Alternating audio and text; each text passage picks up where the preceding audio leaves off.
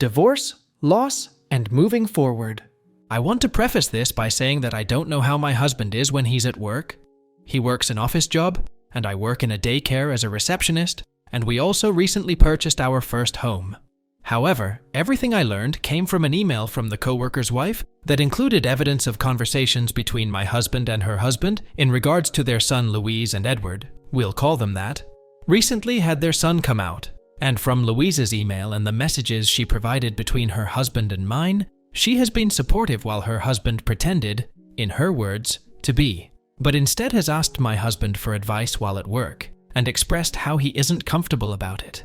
And my husband has supposedly been trying to comfort him and give him advice on how to fix him, despite his wife. The messages she sent me showed them talking about it and ideas to talk to him one-on-one without the wife, along with how they're trying to get together sometime outside of work to discuss it over dinner or something.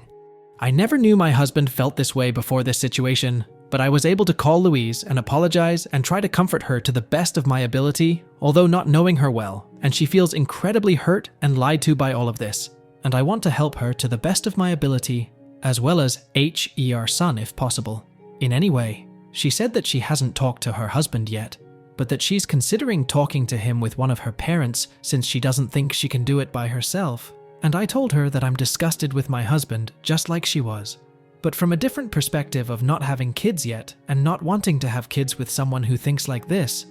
As of right now, I'm still trying to digest all of this emotionally, but I can't express just how angry I am at my husband, and I don't want to be with him anymore because of it.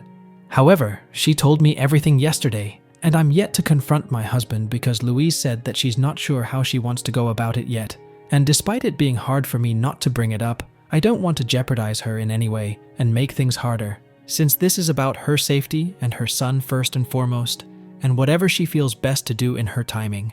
But before I do anything, I want to ask what I should do and when with everything she provided on my end to support her. I'm strongly considering divorce, since I don't want kids with someone who thinks like this, but I first most want to help her and support her in her timing.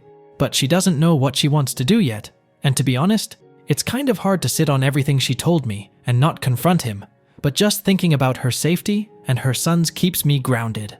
Edit. In the messages between my husband and Edward that she showed me, my husband said that if it were his son, he'd set him straight and mentioned punishing him by taking away privileges and not taking him to sports until he changes his mind, along with suggesting that they go to dinner to talk about it outside of work and about Edward's wife too, since he wasn't thrilled with how open she was to it. First update, Edward and Louise recently had their son come out, and Louise has been supportive while her husband was quiet about it. But instead of talking to his wife, he vented to my husband at work about it, and I want to explain exactly what was said. My husband did more than blindly agree with him.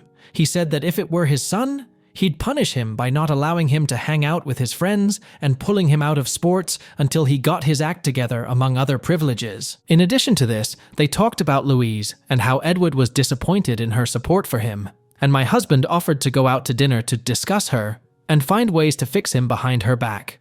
They also used derogatory words when talking about them occasionally, and while I understand that it was wrong for Louise to snoop, I still don't believe that that excuses the actions they portrayed. End of clarification. Update ensues. I was struggling with how I should tell my husband without putting Louise or her son in danger, since Louise said that she was afraid to tell Edward because of his tendency to get upset over meaningless things, and she was scared of how he could react. I was concerned that if I talked to my husband, he would send Edward a text that could completely blindside Louise. But since my last post, I spoke to Louise again. I told her that it was hard to not address him with the news she told me, and she said that she had since spoken to her parents about it, and that it'd be fine for me to address him, since they would be helping her address her husband alongside her. She also talked about how Edward pretended to be supportive, but that she felt hurt to know that he lied. I told her that I also felt lied to in a different sense, since my husband said that he would be fine with any orientation that our children could have when we talked about potential kids, only for him to be someone else completely at work. But still, I wanted to talk to him myself, since a part of me hoped that maybe it was just an act. But even if it was, I wouldn't know how to trust him and really know for sure.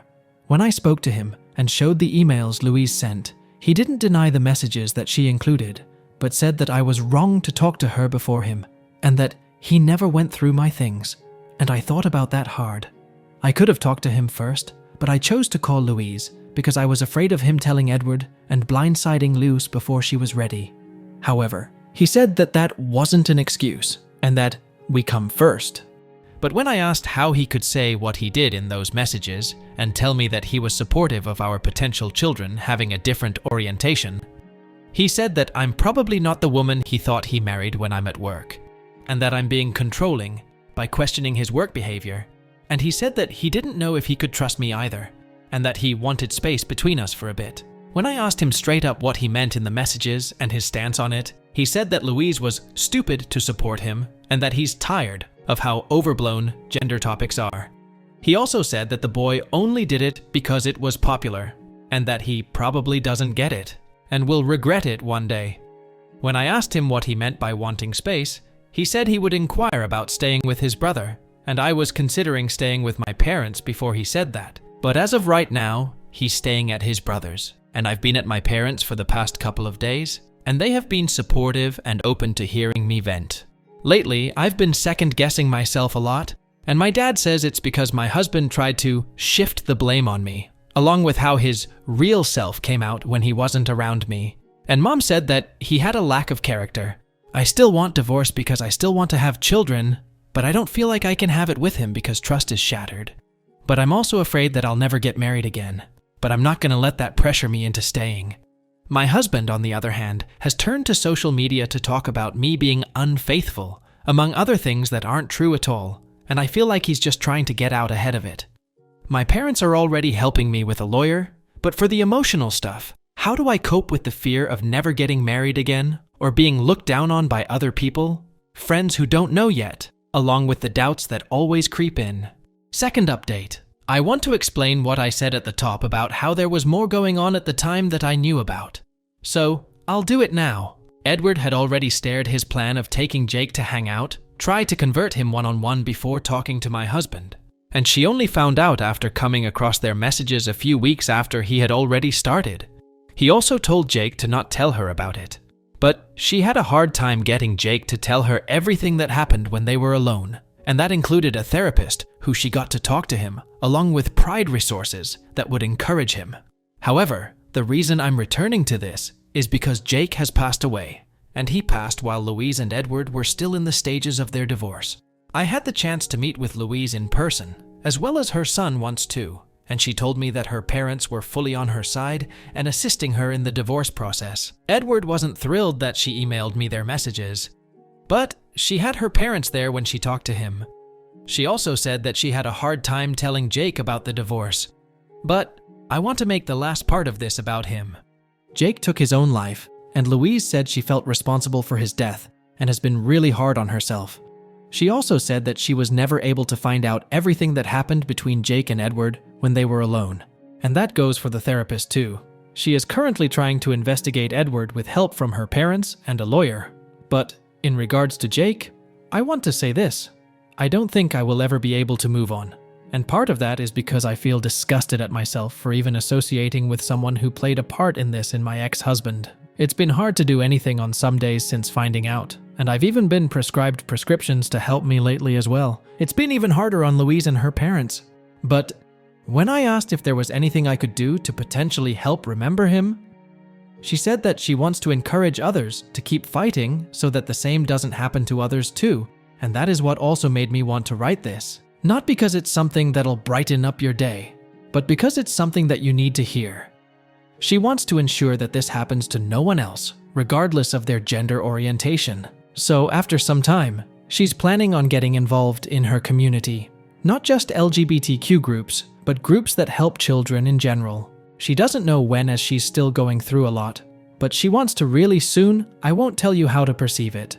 I believe the strongest conviction comes from oneself and not what they're told.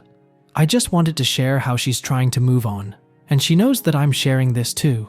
To everyone who commented, I can't tell you how much your words of comfort advice have been received in the previous posts. Louise is now my friend, and I hope we'll be able to be friends for a long time. She's going through a lot, but I believe she'll come out stronger. Thank you to everyone who took the time to read this, and I truly wish you all nothing but the best. Third update. Without going into too many specifics, I mentioned Louise was trying to work with a lawyer while investigating the specifics of our husband's involvement, but nothing has come from it so far in way of repercussion against them. And we also don't know what was said between Jake and our husbands before she found the messages. If anything changes, then I'll update with that news. But it's been frustrating because nothing's come from it so far. I have since volunteered at a few LGBTQ events as someone suggested to try and somewhat cope in a previous post, and I believe Louise wants to as well once she's past everything. It's really been frustrating to see that nothing's come in the way of repercussions, but a counselor I spoke to said that it'd also be good to try and use that energy to help the community. So I'm trying to do that, although it doesn't always make me feel better. It does sometimes, but the anger comes with coping with how my ex was a different person at work, and I'm still trying to cope with that still.